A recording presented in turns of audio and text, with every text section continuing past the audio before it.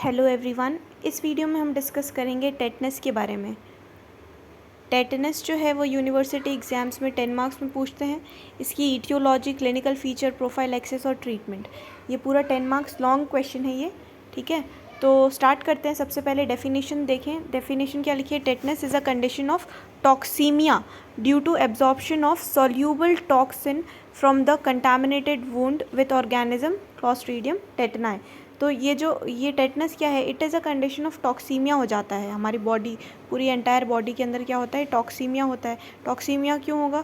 कुछ soluble toxins की वजह से।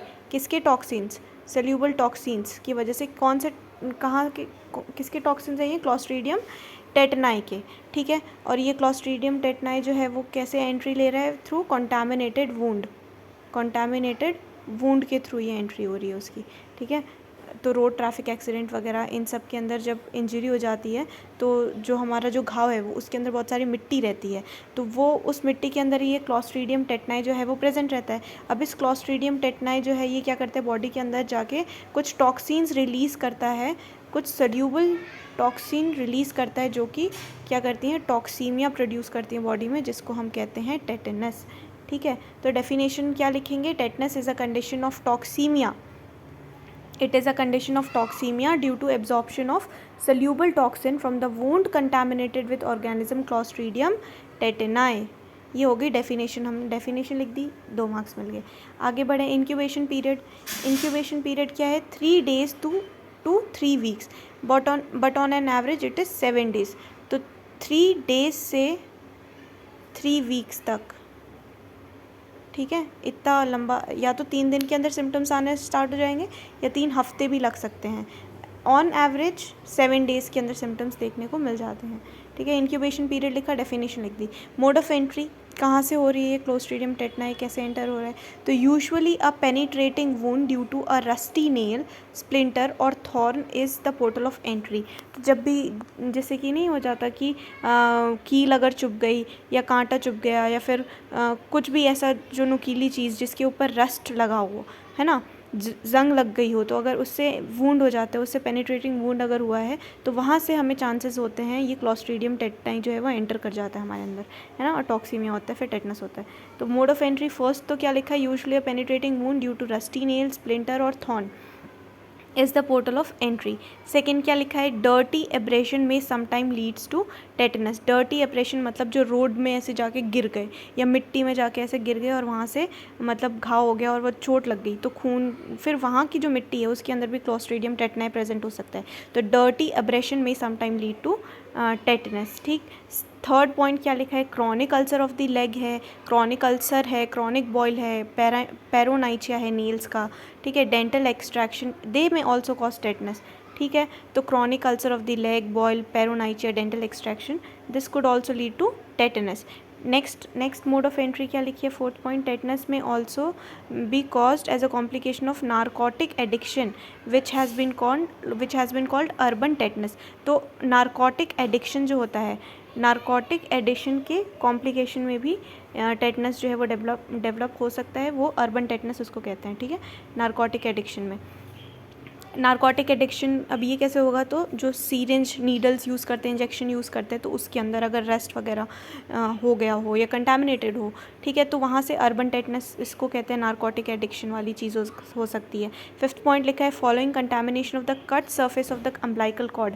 अम्ब्लाइकल कॉर्ड जो है, जब उसको हम जब कट करते हैं, है ना, ब्लेड से, तो वो जो चीज़ है अगर हम जब कट कर रहे हैं तो वहाँ पे हो सकता है टेटनस नियोनेटरम। ठीक है, तो while cutting the surface of umbilical cord tetanus neonatorum हो सकती है। सिक्स्थ पॉइंट, लास्ट पॉइंट क्या लिखा है मोड ऑफ एंट्री में? अनस्टेराइल मैनिपुलेशन और इंस्ट्रूमेंटेशन ड्यूरिंग एबॉर्शन और लेबर।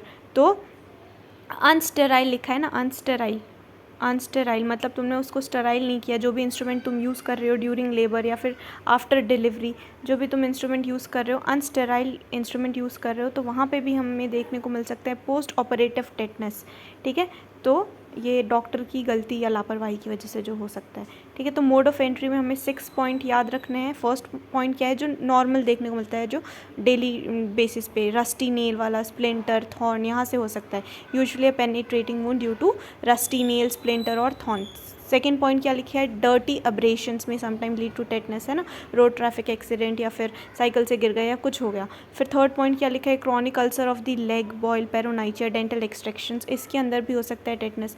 फोर्थ पॉइंट लिखा है अर्बन टेटनस, क्या है, complication of narcotic addiction.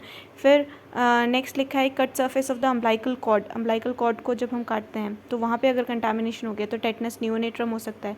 Last point लिखा है डिलीवरी, पोस्ट ऑपरेटिव टेटनस जो है वो due to unsterile use of the instrument, है ना, तो वहाँ पे हो सकता है पोस्ट ऑपरेटिव टेटनस। तो ये हो गया मोड ऑफ एंट्री। तो डेफिनेशन क्या थी टेटनस की, it is a toxaemia, it is a condition of toxemia due to absorption of soluble toxin from the wound contaminated with organism Clostridium tetani। इसका incubation period है 3 days to 3 weeks, most average it is 7 days। and ये mode of entry हमने देख ली 6 mode of entries देखी, penetrating wound, aberrations, dirty aberrations, chronic ulcer, chronic कोई भी पेरोनाइचिया, dental extraction, ये सारी चीज़ें, अर्बन टेटनस, टेटनस नियोनेटरम और post operative tetanus. Clinical feature क्या देखने को मिलेगा टेटनस के पेशेंट में, तो trismus is often combined with pain and stiffness in the neck, back and abdomen. तो ट्रिस्मस देखने को मिलेगा, ये फेशियल डिफॉर्मिटी हो जाती है या फिर जॉ लॉक जॉ हो जाता है ना, तो वो ट्रिस्मस देखने को मिलेगा। साथ साथ में हमें पेन और स्टिफनेस कहाँ देखने को मिलेगी, नेक में स्टिफनेस देखने को मिलेगी, बैक में, एब्डोमेन में। तो ये प्रोमिनेंट फीचर है टेटनस का, क्या है, ट्रिस्मस देखने को मिलेगा, ठीक है, लॉक जॉ हो जाता है ना, जॉ लॉक, तो ये चीज़ with stiffness in the neck, back and abdomen. Second point क्या लिखा है, ओकेजनली हमें डिस्फेजिया देखने को मिलेगा, ठीक है, डिफ़िकल्टी इन डीग्लूटेशन देखने को मिलेगा, ये सारी चीज़ें पहले अर्ली सिम्टम्स में डिस्फेजिया देखने को मिलेगा। Gradually the patient show a characteristically anxious expression, जिसको हम बोलते हैं राइसस सार्डोनिकस, ठीक है, उसका फेस का जो एक्सप्रेशन है ना वो अलग सा देखने को मिलेगा। उसमें क्या देखने को मिलेगा, in which the eyebrow and the corner of the mouth are drawn up, it is due to spasm of the muscle of face and jaw. तो आईब्रो ऐसी दिखेगी, कॉर्नर ऑफ द माउथ भी थोड़ा ऐसा दिखेगा, तो थोड़ा अलग ही दिखेगा, जिसको हम बोलते हैं राइसस सार्डोनिकस, ठीक है, ये देखने को मिलेगा। ये क्यों हो रहा है, due to spasm of muscle of the face and jaw. तो ये 3 क्लिनिकल फीचर हम देखा अभी ट्रिस्मस देखने को मिलता है, stiffness in the neck, back and abdomen, dysphagia, difficulty in deglutition और राइसस सार्डोनिकस देखने को मिलता है। आगे क्लिनिकल फीचर में हमें और क्या देखने को मिल सकता है, muscle of the neck trunk gradually become rigid to varying degree and the back is slightly arched. तो ये नेक बैक, ठीक है, नेक और ट्रंक जो है ना वो तो रिजिड या फिर स्टिफ हो जाती हैं, और जो बैक है वो आर्च हो जाता है, इस पोजीशन को हम क्या बोलते हैं, ओपिस्थोटोनस पोजीशन। ये नक्स वोमिका की पॉइजनिंग जो होती है ना, स्ट्रिचनिन पॉइजनिंग, उसमें भी ये पोजीशन देखने को मिलती है, ओपिस्थोटोनस पोजीशन। तो यहाँ ये टेटनस के पेशेंट में भी ये पोजीशन देखने को मिलता है, ओपिस्थोटोनस पोजीशन, ठीक है। यहाँ पे क्या हो रहा है, the back of the patient is slightly arched, ठीक है, ये हाथ पैर हैं इसके, the back of the patient is slightly arched, जिसको हम बोलते हैं ओपिस्थोटोनस पोजीशन। नेक्स्ट सिम्टम हम क्या लिखेंगे इसके अंदर, मैनिपुलेशन ऑफ लिम्ब और palpation of any part of the body में increase muscular rigidity and may bring cramp like pain. तो जब हम पाल्पेट या फिर इंस्पेक्ट करने जाएंगे ना, उस पेशेंट को ऐसे पाल्पेट करेंगे उसके बॉडी पार्ट में, तो वहाँ पे हमें क्या देखने को मिलेगी, बहुत ज़्यादा मस्कुलर रिजिडिटी देखने को मिलेगी, ठीक है, स्टिफनेस, रिजिडिटी देखने को मिलेगी, और साथ साथ में उस पेशेंट को क्रैम्प लाइक पेन होगा। नेक्स्ट पॉइंट 6th पॉइंट में लिखा है, every muscle in the body is gradually thrown into intense chronic contraction. तो कब ये जब भी अटैक आता है इस टेटनस का, तो सारी की सारी जो मसल्स हैं या फिर जो जॉ है, ये सब कुछ कॉन्ट्रैक्ट होने, the jaw are tightly clenched, the head is retracted, the back is arched, ठीक है, and the limbs are usually extended. तो every muscle in the body is gradually thrown into intense chronic contraction हो जाता है। Tetanus के case में क्या होता है, क्रॉनिक कॉन्ट्रैक्शन देखने को मिलता है, intense contraction. For example jaw जो है वो टाइटली, दांत आपस में ऐसे चिपका लेते हैं, क्लेंच कर लेते हैं, jaws are tightly clenched, head is retracted and the back is arched and the limbs are usually extended। तो ये टेटनस का केस है। Next 7th last point, clinical feature में कॉन्स्टिट्यूशनल सिम्टम्स भी देखने को मिल सकते हैं, जैसे rise in body temperature, increase pulse, cyanosis. तो ये हो गया हमारा क्लिनिकल फीचर। ठीक है, तो क्लिनिकल फीचर में हम क्या क्या लिखेंगे? क्लिनिकल फीचर में सबसे पहले ट्रिस्मस देखने को मिलता है ना, ट्रिस्मस विथ नेक में स्टिफनेस, बैक में स्टिफनेस, एब्डोमेन में स्टिफनेस। सेकेंड पॉइंट डिस्फेजिया देखने को मिलता है। थर्ड पॉइंट राइसस सार्डोनिकस, एक फेशियल एक्सप्रेशंस देखने को मिलता है। फोर्थ पॉइंट के अंदर क्या होता है? ओपिस्थोटोनस पोजीशन देखने को मिल सकती है। फिफ्थ पॉइंट, कभी भी हम पाल्पेशन वगैरह करने जाएंगे तो वहाँ पे muscular rigidity, cramp like pain देखने को मिलेगा। Every muscle in the body is gradually thrown into intense chronic contraction देखने को मिलता है। जैसे जॉज के अंदर they are tightly clenched, the head is retracted and the back is arched. ठीक है, जिसको हम क्या बोलते हैं? Opisthotonus position. तो ये, और कॉन्स्टिट्यूशनल सिम्टम्स में राइज इन टेम्परेचर है ना, फीवर वगैरह, साइनोसिस, इंक्रीज पल्स, ये सब कॉन्स्टिट्यूशनल सिम्टम। तो ये हमने क्लिनिकल फीचर भी देख लिया। ठीक है, तो डेफिनेशन हमने देख ली थी।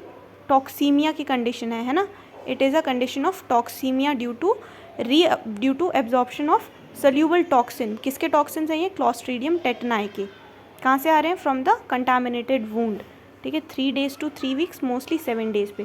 क्लिनिकल फीचर देख लिया, मोड ऑफ एंट्री है 6। ठीक है, रस्टी नेल वाला, dirty abrasion, chronic ulcer of the leg, boils, ये सारी चीज़ें, अर्बन टेटनस, टेटनस नियोनेटरम और post operative tetanus. Clinical feature देख लिया। अब है प्रोफाइलैक्सिस, लास्ट चीज़ प्रोफाइलैक्सिस और ट्रीटमेंट बचा है।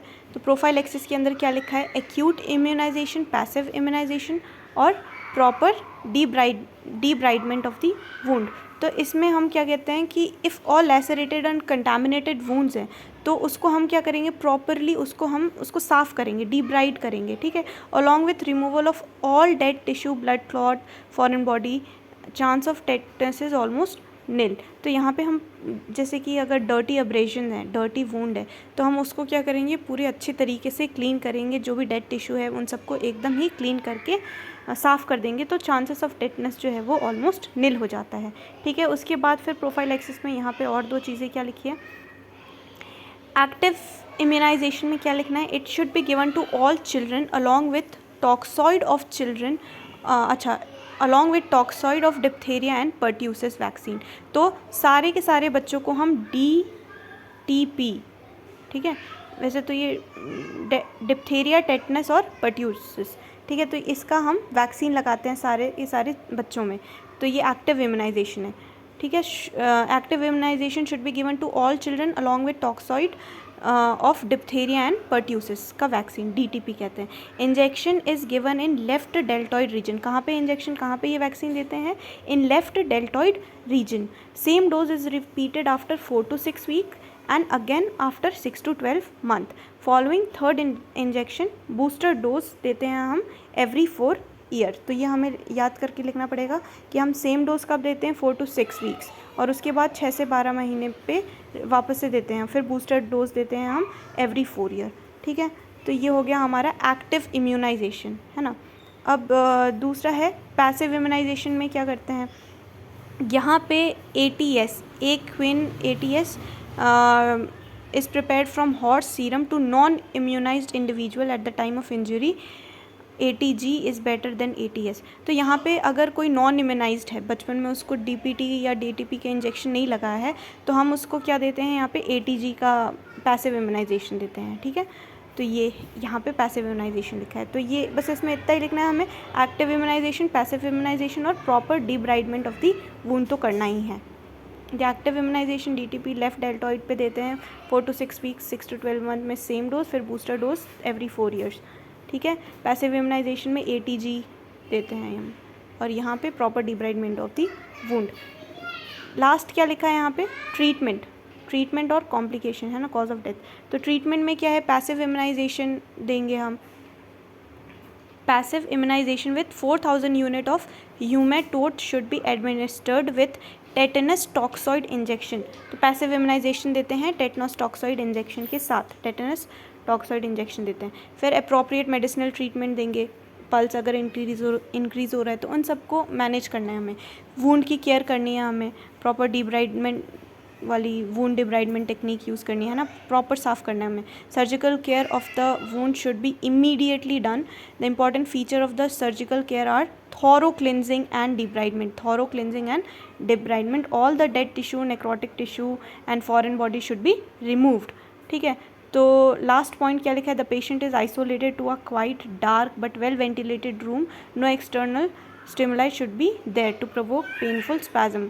ठीक है. तो उसको थोड़े टाइम के लिए आइसोलेट भी करना पड़ सकता है ताकि कोई भी स्टिमुलाई उसको ना मिले, वरना फिर वापस से उसको ये सारी चीज़ें देखने को मिल सकती है, जैसे कि ये ओपिस्थोटोनस पोजीशन या फिर पेनफुल क्रैम्प लाइक पेन, ये देखने को उसको मिल सकते हैं. ठीक है. इसलिए इसको हम आइसोलेट करते हैं ना, quite dark well ventilated room.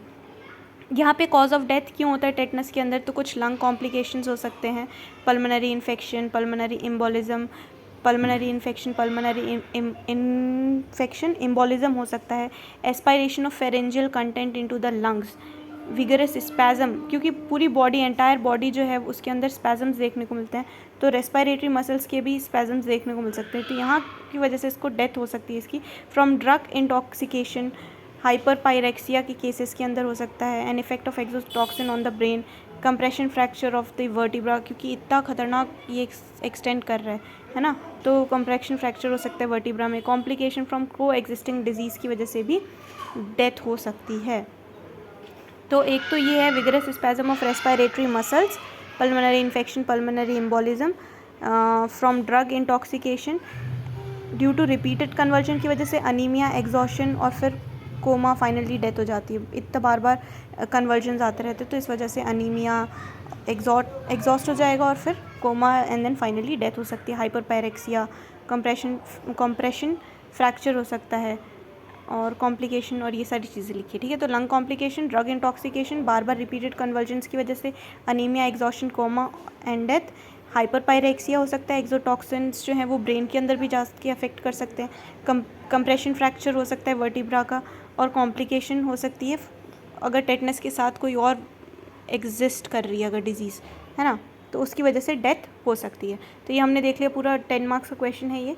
Definition लिखेंगे सबसे पहले, फिर incubation period, mode of entry, clinical features, 6 से 7 पॉइंट है. फिर प्रोफाइल एक्सेस लिखेंगे इसमें, active, passive, proper wound debridement. ठीक है. और ट्रीटमेंट लिखेंगे और कॉज ऑफ डेथ.